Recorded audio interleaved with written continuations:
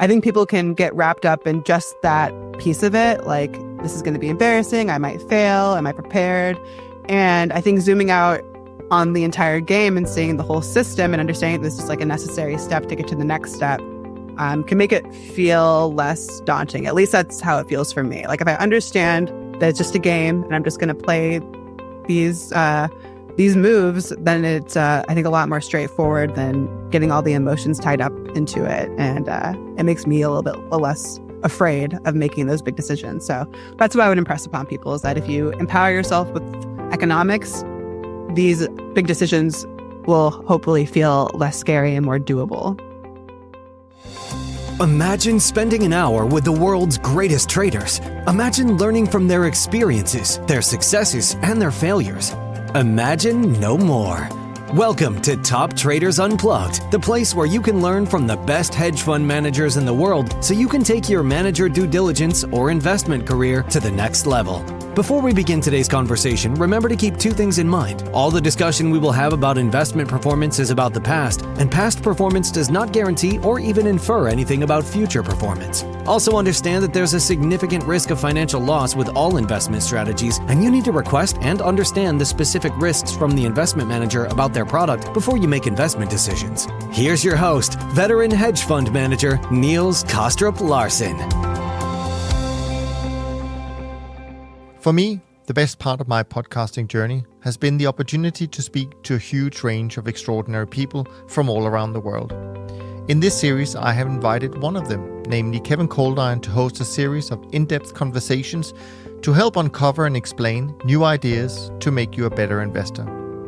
In the series, Kevin will be speaking to authors of new books and research papers to better understand the global economy and the dynamics that shape it, so that we can all successfully navigate the challenges within it. And with that, please welcome Kevin Coldiron. Okay, thanks Niels, and welcome everyone.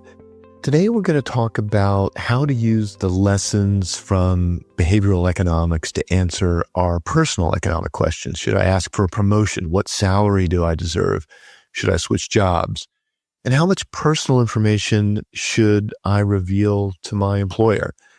The guest who's going to guide us in this discussion is Daryl Fairweather. She's the chief economist at Redfin, where she analyzes the U.S. housing market. She's also a member of the Advisory Council of the Federal Reserve Bank of Dallas. She has a PhD in economics from the University of Chicago.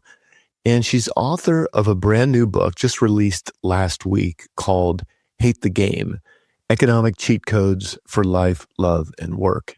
Daryl, thanks so much for joining us and welcome to the show. Thank you so much for having me. Okay, so it sounds like your original plan was to be an engineer, and you were headed to MIT for a summer program just before you started there in the fall as an undergraduate, and your dad hands you a copy of Freakonomics, the book Freakonomics, and he says, hey, you should read this. The guy who wrote it also went to MIT.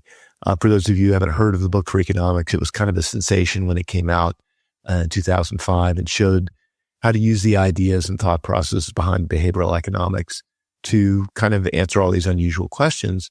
So you say you got on the flight, you read the book, and by the time you landed in Boston, you were sure you were going to be an economist. What was it about that book and the ideas that had such a profound impact on you?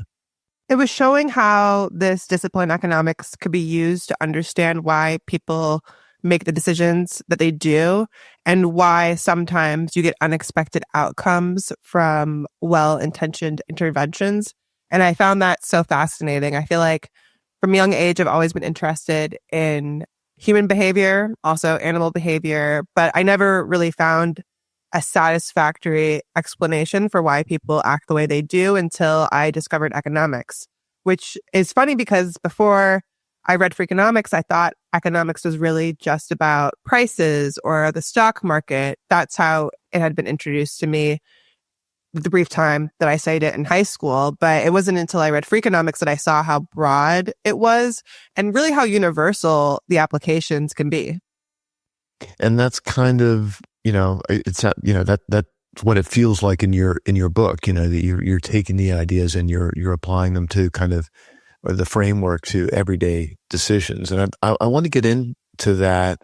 But before we do that, I was kind of curious, as I was reading the book, a theme kept reemerging to me. And it was, hey, you really need to put yourself in the other person's shoes. You need to take other people's perspectives if you want to make optimal decisions. And, that reappeared in multiple chapters. And I was curious, was that like a conscious decision when you wrote the book? Or is it something that just kind of like falls out of game theory and behavioral economics? I think it falls out of game theory and behavioral economics. In grad school, when I learned about all the different behavioral biases that can crop up when people make decisions, the reoccurring theme that I saw was that people have a really hard time once they get attached to an idea or a product or whatever it may be. And one way to break free of that is to step outside yourself and see a situation from an outside perspective.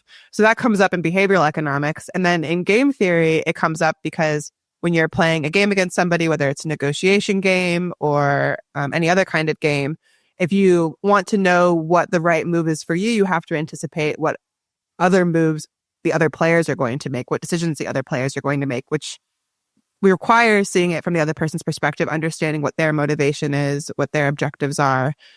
But once you know that, then you can anticipate what they're going to do, and then you can make a decision that is that takes that in, that incorporates that to get to the optimal solution.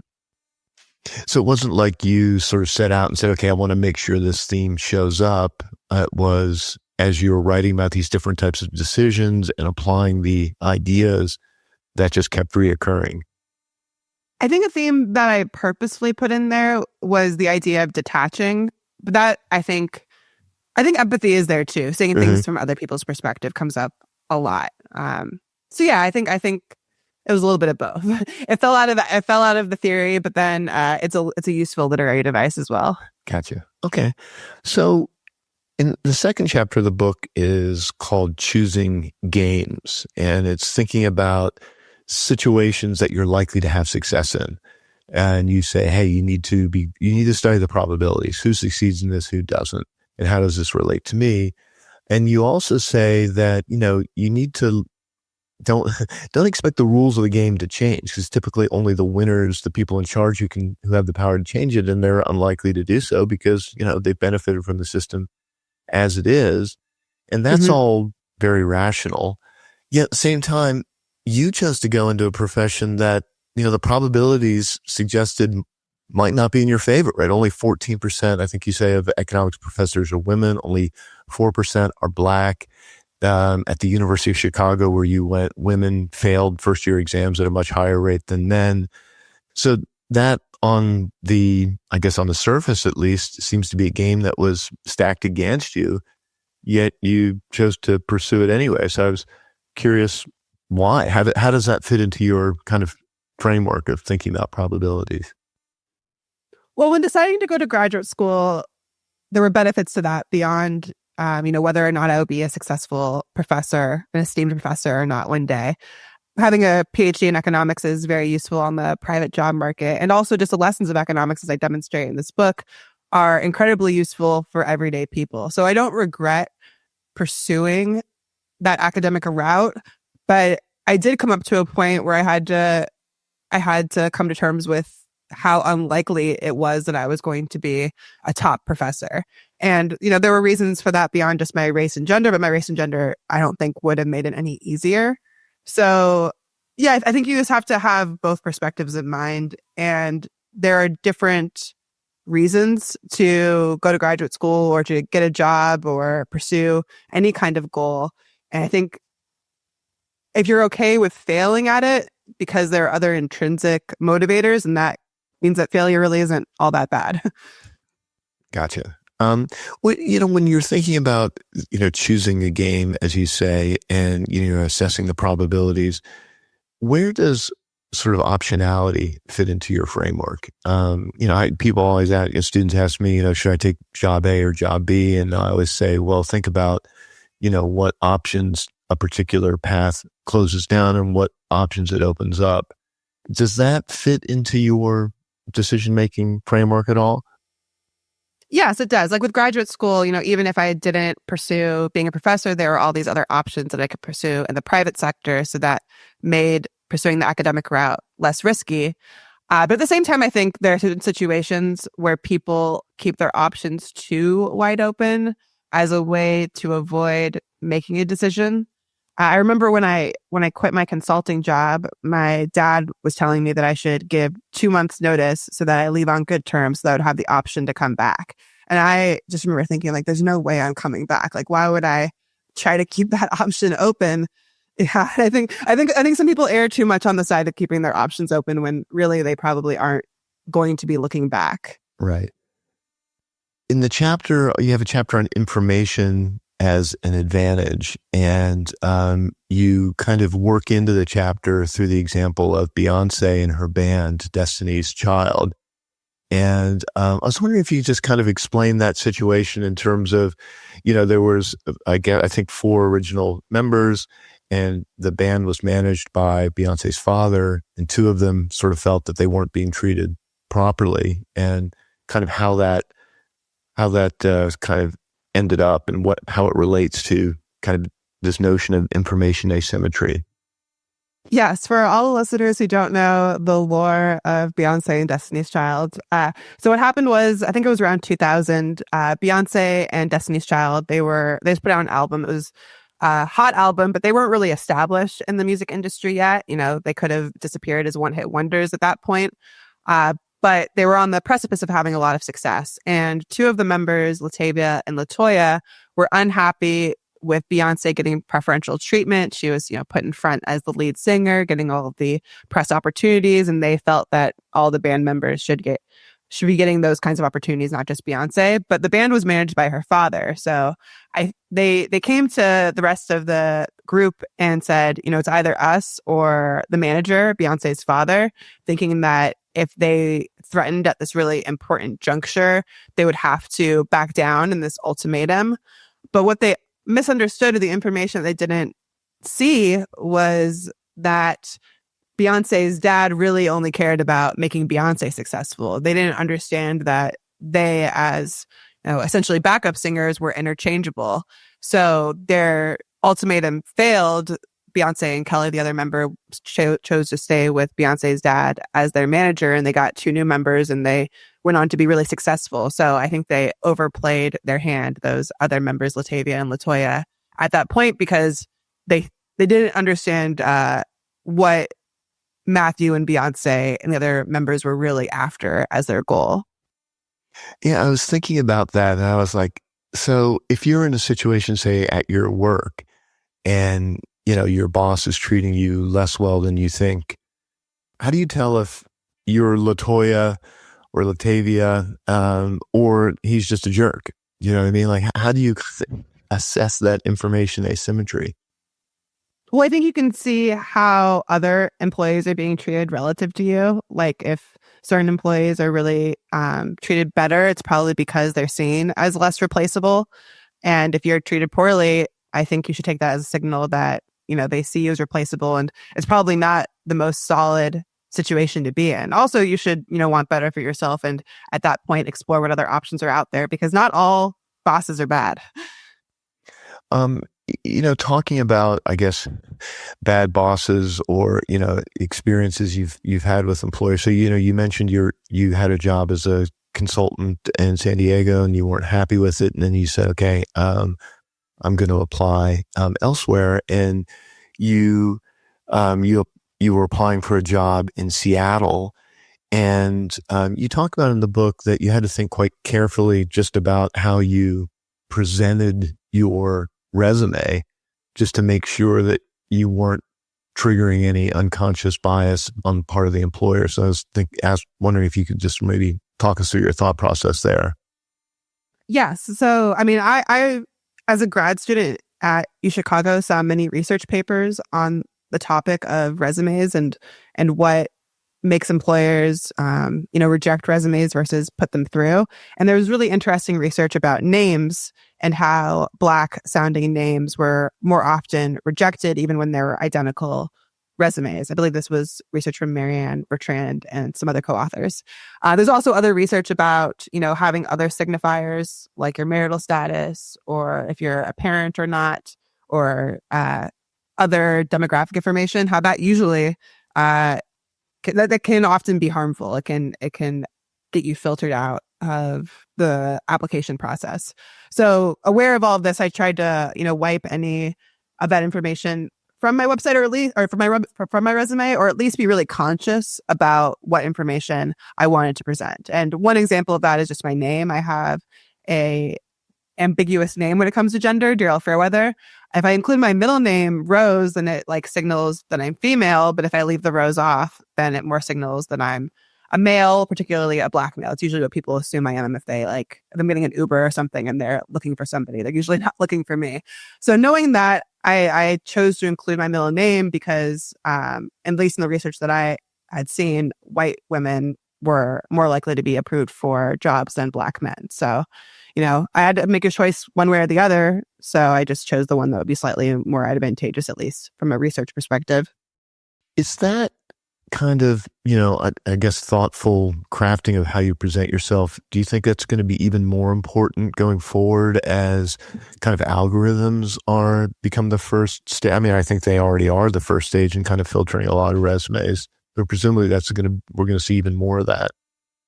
I think if algorithm sorting resumes is treated as a black box and there aren't any checks on how bias, I wouldn't say unconscious bias, but how algorithmic bias can crop into that, then it will fall out of it. Like we've seen this in terms of algorithms being used for credit scores, how, anything that even correlates with race can end up demoting a candidate. So I think if that's true with credit, it would be true with resumes as well. And it's something that employers should really be monitoring to make sure that it's not just happening in this black box of machine learning. Mm-hmm. I was curious. This is, I guess, a little bit of a selfish question, but it's also something that the stories that I've heard multiple times. I'm kind of late 50s, and there's a lot of people out there now who, have had a full career, want to continue working, but don't necessarily want to work at the level they did in the past. And they really struggle to get jobs because employers are like, well, this job is quote unquote below you, or, you're overqualified. And, I've got multiple friends who've been in that situation. They're like, hey, I just want to come into the office and, contribute as part of a team. I don't need to do anything more than that. Do you have any sort of suggestions for, I don't know, crafting a resume as an older person to, I don't know, do you de-emphasize your experience in that situation?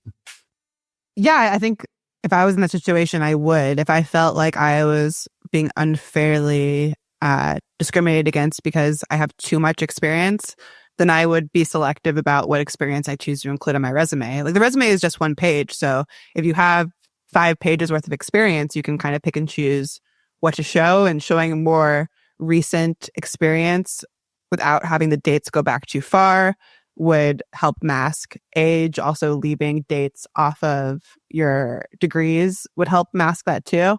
I would be cautious. I think that is completely fair. I mean, they're going to figure it out eventually, right?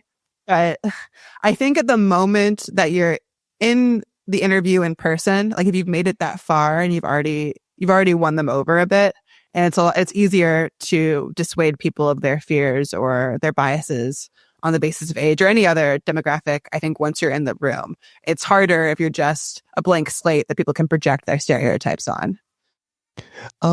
There's a couple kind of really interesting stories in I think it's a later chapter about unconscious bias, and I'm thinking here particularly about the obstacles that mothers face and women who are off on maternity leave. And you have an interesting story about you're actually in the room, kind of witnessing that unconscious bias in person. I'm thinking here of the Brittany versus Connor decision. I was wondering if maybe you could kind of relate that, because it sounded like a bit of I don't know if an aha moment is the right way to phrase it for you, but it really clearly left an impression on you. Yes. So the story is that I was invited to sit in on the management team's meeting that determines what level all the employees are. Like normally I wouldn't have been invited in this meeting because I wasn't managing anybody yet, but I was about to be a manager. So I was invited. And at this moment I was also pregnant, but I hadn't yet told my coworkers. Maybe they were already on to me, but I hadn't told anybody yet. And in the meeting, they're going around assigning performance levels. There were 3 levels to all of the members of my team. And when we got to one team, there were 2 people up for having the highest level.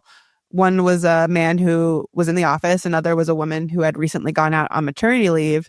And although the manager explicitly said, I think they both deserve it, they deserve it equally, I can't choose. When pressed to choose somebody, he chose the man who was in the office and even said it was because he had been performing really well recently. And that was oh, well, that was triggering to me because I was pregnant. And I was well, she wasn't there. She had just gone out on maternity leave. So she wasn't there to prove herself. So she was going to miss this opportunity to get leveled up, at least from my perspective. Maybe it changed maybe HR changed the designation, but in that meeting, it seemed like she was being downgraded. And then to cement the idea even further in my head, it moved on to who was going to get the lowest level. And the person who this manager didn't want to assign lowest level, he ended up caving on and assigning her the lowest level performance because she had been underperforming before she had gone out on medical leave, which again seemed really unfair because, of course, somebody who is on the verge of going on medical leave is going to be having problems performing, and that was being seemingly held against her. So what it taught me was that as I was about to go out on leave, that I really shouldn't expect anyone to stick their neck out for me to get a higher performance level.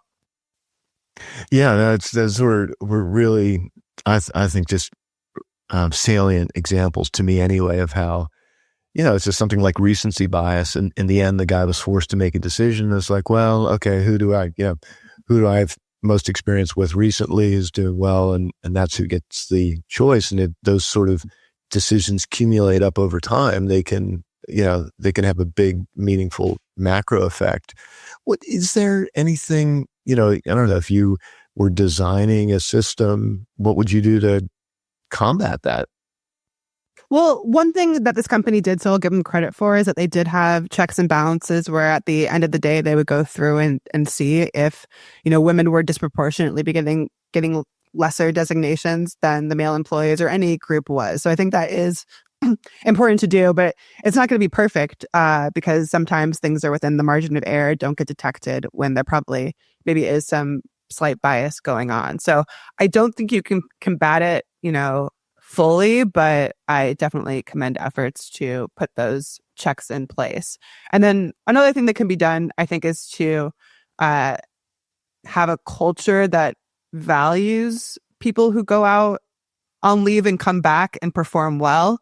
You don't want, I think, as a company culture for people once they go out on leave to feel well, this is it. I'm out on leave and when I come back, things are going to be worse. So I better start looking for my next job. I think employer who cares about having long-term employees should build a culture that doesn't downgrade people when they go out on leave.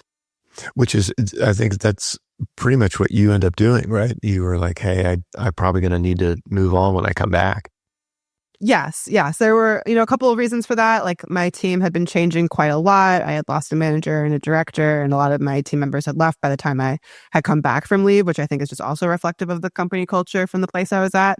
But yeah, from just a practical perspective, had I come back and I felt like I was, coming back to a better situation or as good of a situation, I probably wouldn't have been as quick to seek out a different employer who really wasn't going to be downgrading me for having gone out on leave. When you start fresh with a new employer, they don't care if you had just taken leave at your last company. That's not anything of their concern.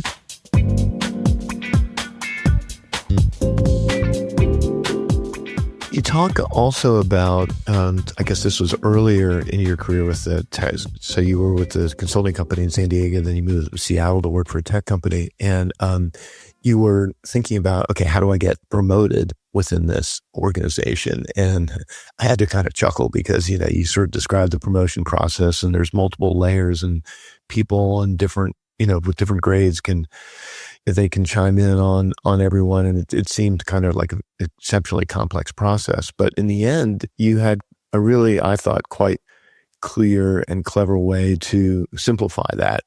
And through what you call backward induction, which, I wonder if you could maybe kind of explain how you thought about that, trying to work your way through like who actually matters in this promotion process.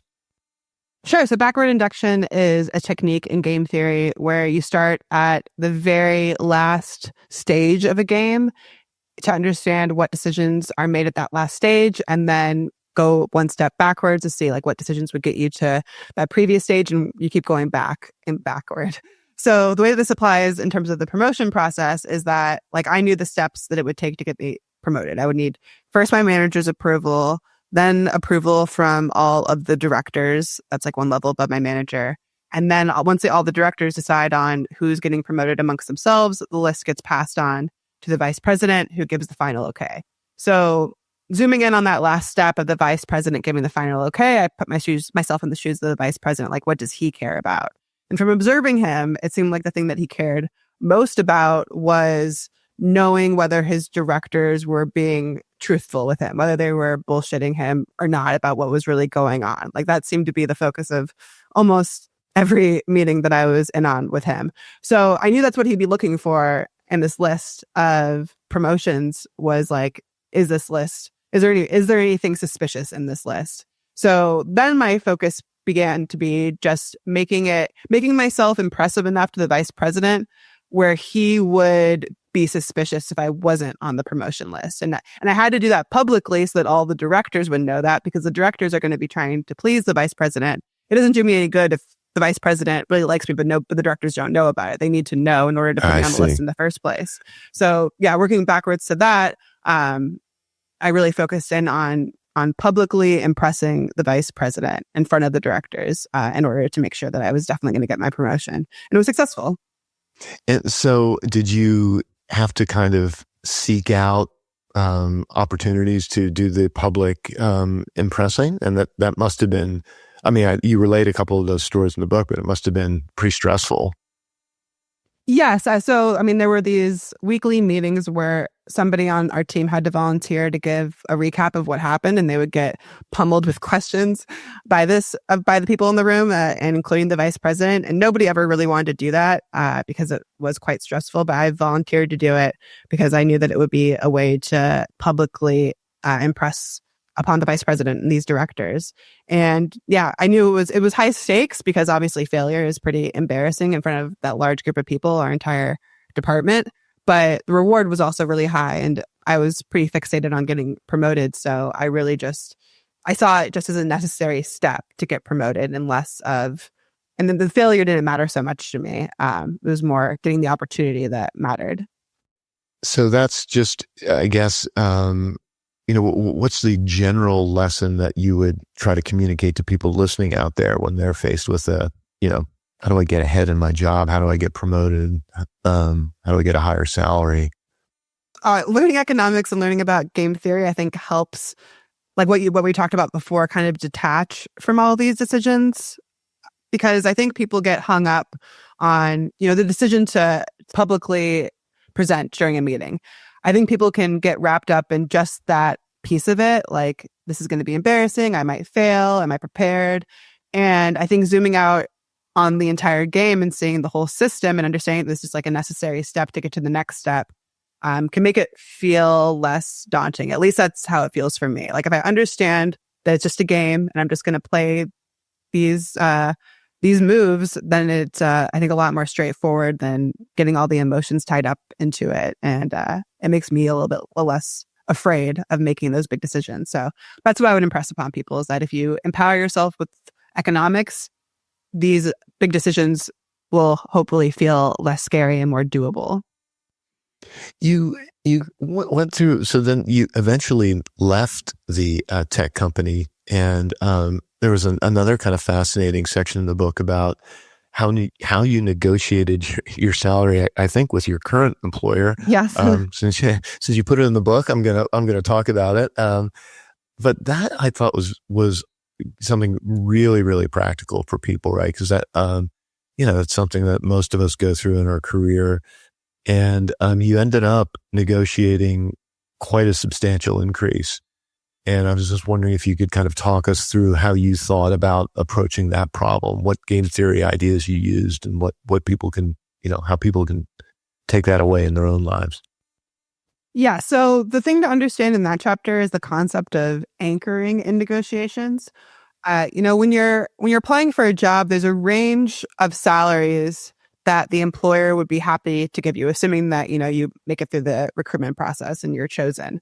And what you want as the prospective employee is to get the top of that range, but your employer wants the bottom of the range. So oftentimes the employer will try to set a reference point close to the bottom of the range. And the way they do that is by asking you, what do you currently make? Because that seems like a pretty reasonable anchor to them of what is the absolute lowest I can offer you where you'd still be willing to take this job. It's probably what you currently make. So when asked that question, I just didn't answer, or I didn't answer it the way they wanted me to answer. When asked, how much do you currently make? I said, I'm going to tell you what I want to make. What is the minimum for me to even take this interview? Like, if you're not going to give me this number, then don't bother. Like, I'm not going to submit my resume. So phrasing it in that way, I mean, they still had to take the number. The recruiter just wants to put a number in their spreadsheet. But by doing it early, it was advantageous to me because at this point, I wasn't even really interested in looking for a new job. I was satisfied where I was. I wasn't really seeking anything out. So it was going to take more than my current salary to get me to leave. And also I was a bit afraid of leaving. So I would need a buffer just to cover the risk of leaving something that was pretty comfortable for something that could potentially, have downside because it's uncertain. So sometimes being afraid, you can use that to your advantage and make it so that you're setting an even higher reference point. Like, I need 50% more, that's pretty high, but I need this much more to even get me to consider leaving. And I think framing it that way at the very beginning can really set you up because that anchor, it might not be what you end up ultimately getting, but you'll probably get something closer to that if you set that reference point, that anchor early on. How did you go about figuring out what your anchor was in that situation? I honestly just took an educated guess, which is the advice I often give. It was a chief economist position. So it's not like I could just Google what chief economists make. There aren't that many chief economists. But I estimated about like what the level would be equivalent to if I had that same job at my current company, like a director level. And I knew what directors at my company made. So I took that. And I knew that it was probably really high, but I also figured that as long as I'm within like 10% of the maximum that they are willing to give me, then they're going to let me do this interview because they figure they can negotiate down. So again, it's like seeing it from their perspective. Even if I say a number that's a bit too high for them, they're either going to tell me it's way too high and then I can kind of back down if I really care about getting the interview, or they're going to say like, oh, okay, fine, and then put it down in their spreadsheet and maybe they're angling to still negotiate later on. But regardless, it sets a high reference point. So I think it's worth doing. Is there also kind of, do you think, a signaling effect in that setting where it's like, hey, she's really confident, so she must be good? I think it definitely signals that I was happy where I was, that it was going to take a lot to get me to move, which is what you want. Like in a negotiation, it's about inside options and outside options. And you want your opponent to think that you have a really strong outside option to get them to give you an even better inside option within the negotiation. So yeah, you do want to signal that you have great outside options. Just generally with anchoring and reference points in a negotiation, I guess I have been always thinking, well, in all negotiations, you want to be the person setting the reference point, setting the frame, because, once a number is out there, then that tends to anchor all the discussions. But you say that's not necessarily the case. So I'm kind of curious, like, how do you think about when you want to be setting the reference point, when you want to be the one throwing out the first number, and when you don't want that to happen, when you want the other party to be doing it? Yeah, I feel like because of the way I look, my race, my gender, my age, or my appeared age, all those three together, people often assume that I make less money than I actually do. And so if I go into something like a borrowing situation, like I'm trying to, buy something at a market. I mean, and the example I give in the book is that I'm trying to buy something in a market in Beijing. And I know that the shop owner thinks that I'm just a student. She doesn't think that I am a high paid tech worker. So I just let her give me the price. I say, oh, how much do these pajamas cost? And she says around $10 or whatever the equivalent is in yuan. And then I knew that she assumed that I didn't have money. So I let her go first. If I had set the reference point, I probably would have set one too high, because I would have underestimated how little she thought I actually made. So sometimes you want to let people's biases just do the talking for them, and then you don't have to do any work at all. So that's, again, putting the first step there is putting yourself in that other person's shoes. Yes. And sometimes it's a little bit uncomfortable if the person you're putting the shoes on of maybe doesn't think that much of you. But I think being aware of that can be powerful.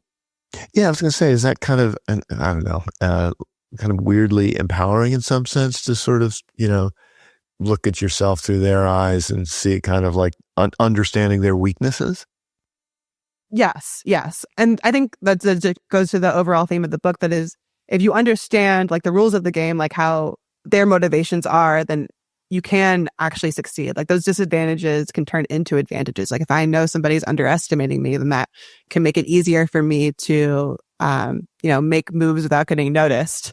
Whereas if I have all the attention on me because people are worried about me becoming successful, then maybe it's not so doable. So I think it's just understanding what your advantages and disadvantages are in any specific context. And the context can vary depending on who you're interacting with. Maybe one more kind of workplace related question. You talk about, there's research that, you talk about in the book, I've read elsewhere, that, if women act aggressively, that's attributed to their character, and men act aggressively, it's their environment, right? So if I'm mean to you, it's, hey, Kevin's having a bad day. But if you're aggressive to me, it's like Daryl's a volatile person.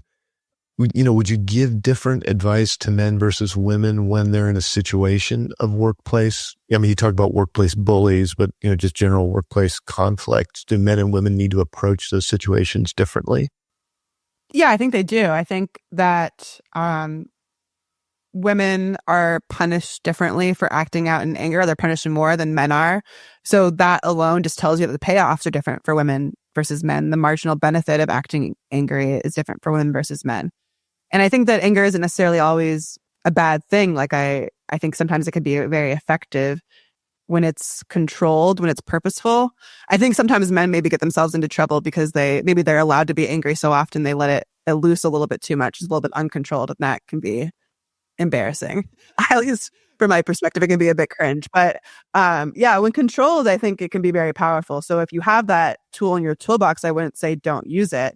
And if anything, like I think this question is really interesting because as a woman of color, a Black woman, I feel like I'm allowed to get angry a bit more than white women are. And I'm conscious of that. I understand that like the expectations of me getting angry are different than it would be for my white colleagues. So I think that makes the decisions we make, like they're going to vary just based on that very, that stereotype.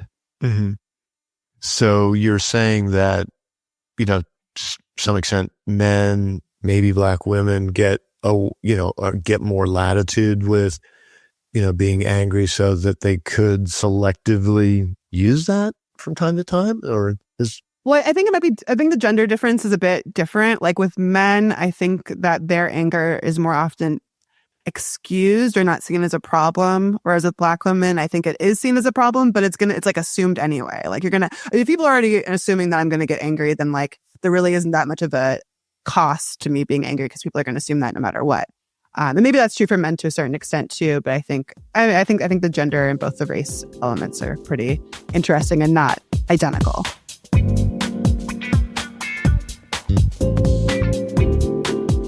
Your day job is chief economist at Redfin, and you study the housing market. So I wonder maybe if we could just ask a couple questions about the housing market. And you do talk in the book that there's these kind of structural reasons why house prices have gone up, and then the social costs of that. And I'm just curious, if you were the housing czar or whatever, what would you try to put in place to correct this? Can we correct it? Yeah, first thing I would do is I would eliminate single family zoning, just pretty much blanketly, because I don't think there's a real need for it to exist anymore. And it holds back the supply of housing. When you can only build one house on a single plot of land, then, you're necessarily going to have less housing than if you could build, 4 housing units or even more on that plot of land. And in places like cities, where there really is a shortage of housing close to jobs, having single family zoning can really hold back the housing supply. And we have a housing deficit of about 4 million homes, according to Freddie Mac. So we need all the homes built that we can get. And then the second thing I would do is I would get rid of property taxes and replace them with land value taxes, because property taxes discourage development. They punish people who build more housing by charging them higher taxes, whereas a land value tax doesn't do that. It's just only taxed on the land. And so there's no incentive or disincentive. There's no distortion in the economy when you shift the taxes that way. So you can get more housing built and more tax revenue. Sorry, explain that again. So right now, you did talk about that in the book. I think it's an important idea. So we have taxes based on it depends on where you are, but say in California, it's the market value of the house at the time you purchased it, and then it can go up by a small percentage each year. Mm-hmm. So you are suggesting replacing that with a tax based on not on the market value of the total package, but on just the underlying land. Is that right? Yes. And California's taxes are especially bad because they limit how much the land value can be taxed by having this cap on how much they can go up every year. So let's say you bought a home in California in 1978 when this law went into effect, and you only paid like $50,000 for it. Your current tax is going to be pegged to that value. And even if the house hasn't changed at all, it's still the same house, over the decades, the land underneath that house has gone up tremendously in value. And even if you only have a structure on top of it that's, worth $50,000, the land underneath it might be worth millions of dollars now if it's in a high value part of California. So there's this perversion in the economy where people are incentivized to stay in their homes for much longer than they otherwise would, because if they moved, then their tax would reset and they'd be charged a much higher tax. If they built on the land, then their tax would be reset because the property would increase and they'd reassess the property values at that point.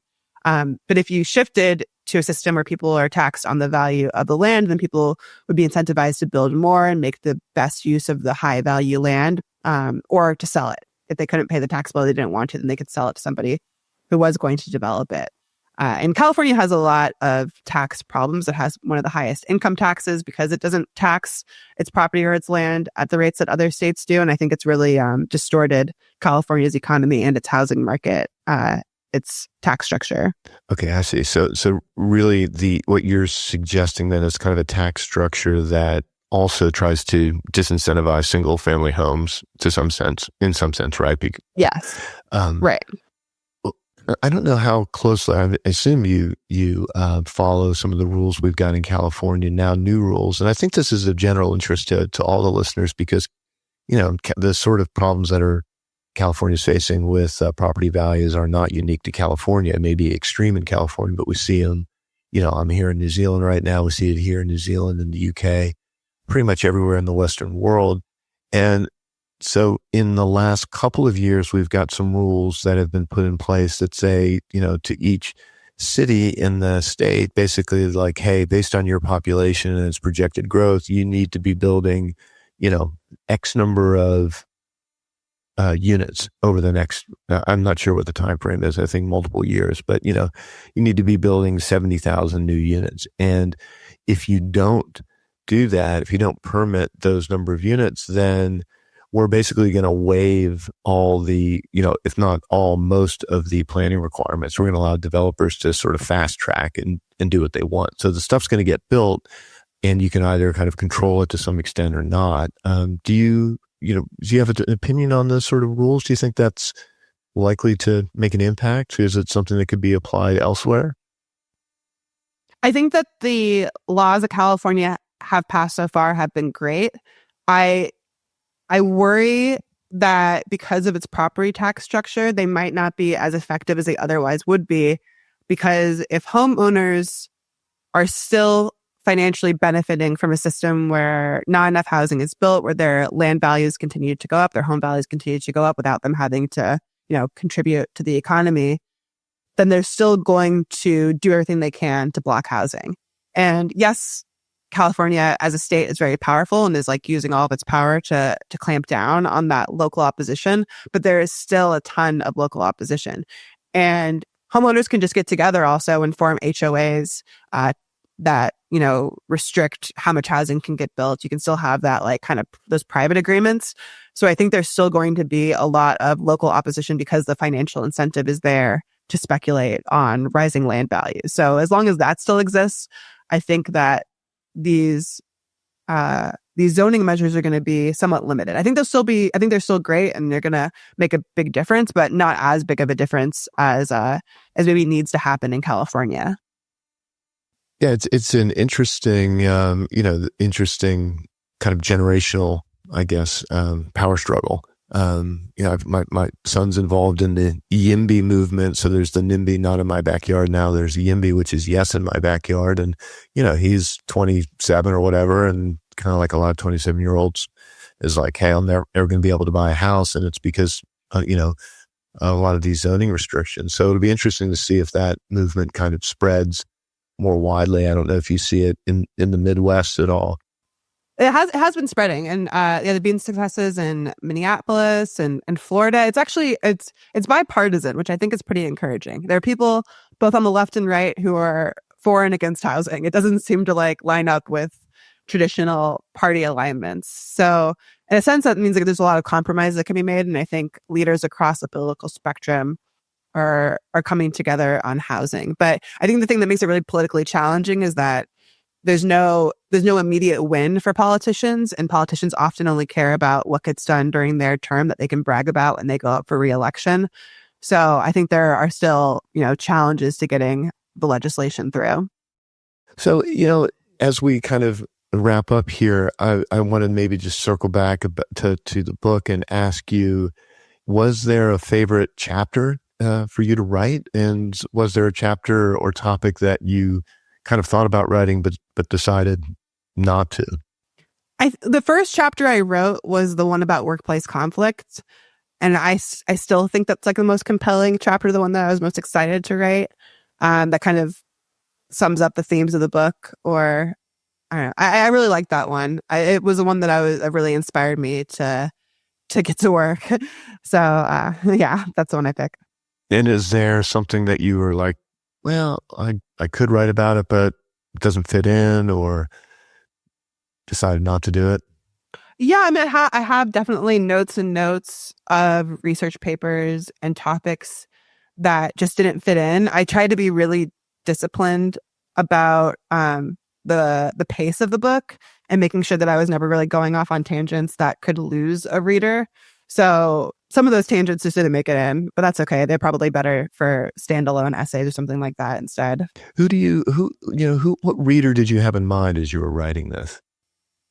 I really wrote for like a younger version of me. There's actually a friend of mine who is a couple years younger than me, and we have monthly Zoom meetings where we just talk about life, and a lot of times our career comes up. So when I sat down to write, I kind of imagined myself just writing an email to her, because that's the tone I wanted to set. Like, I'm just talking to a slightly younger friend. So yeah, that was the reader I had in mind. But I've been really touched by how many people who are outside that demographic have told me that they love the book. So I think it does have some universal appeal there. At least I hope it does. It definitely does. And I mean, I have to say, I was like, oh gosh, I wish I would have had something like this when I was, also early in my career. Oh, that's great. Yeah. I think I wouldn't have. I'll share it with your son. Exactly. He's a Yimbie. He'll like it. Yeah, I kind of felt like I should call a couple of my old bosses and apologize to them. I could have manipulated them better had I had your book.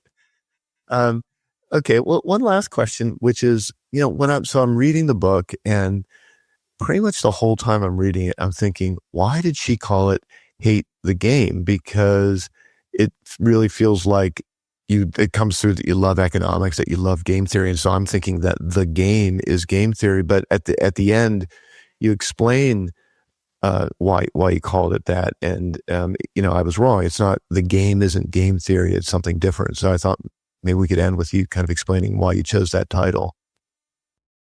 Yeah. So to me, the game is the economic system that we exist in. You can call it capitalism. You can call it American capitalism. But I think that a lot of young people they become aware of how capitalism or the economy is unfair. But then I think they stop there and they get down on themselves and feel like, things are rigged against me. Why should I even try? And my answer to them is that they should learn the ways in which the economy is unfair so that they can navigate them and that they can navigate it. Like, even though it's unfair, you can still win. You can win games where you have disadvantages. I really do believe that. So that's the hate the game. Like, the old saying is, don't hate the player, hate the game. I really don't want people to hate themselves just for trying to succeed in our economic system. It's not their fault that it's unfair. You can play without hating yourself. You can just channel that into wanting to make things better. Cool. Well, thanks for that. Thanks for the explanation, and thanks for taking the time to join us today. Yeah, thank you for having me. This is actually my first interview with somebody who has read the book, so okay. I'm excited for that. So just to remind you, Daryl's book is called Hate the Game. It's practical, it's fun, and it makes you think. So and you can ask for more than that. So please make sure to follow her work, because I think that you can tell from today's conversations that some of these ideas are not being discussed enough on mainstream media. So for all of us here at Top Taters Unplugged, thanks for listening, and we'll see you soon. Thanks for listening to Top Traders Unplugged. If you feel you learned something of value from today's episode, the best way to stay updated is to go on over to iTunes and subscribe to the show so that you'll be sure to get all the new episodes as they're released. We have some amazing guests lined up for you, and to ensure our show continues to grow, please leave us an honest rating and review in iTunes. It only takes a minute, and it's the best way to show us you love the podcast. We'll see you next time on Top Traders Unplugged.